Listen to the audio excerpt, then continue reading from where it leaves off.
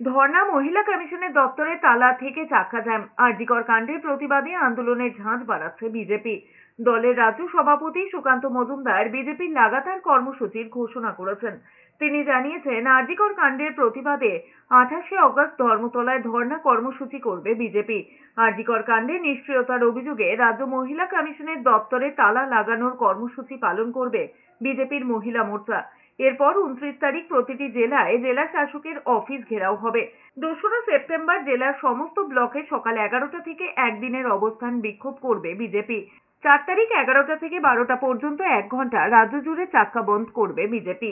আমরা 28 তারিখ থেকে আগামীকাল যেহেতু 26 তারিখ আছে এবং জন্মাষ্টমী, 27 তারিখে ছাত্রদের তরফ থেকে নবান্ন অভিযানের ডাক দেওয়া হয়েছে। আমরা এই দুদিন আপাতত আমরা কোনো আন্দোলন রাখছি না।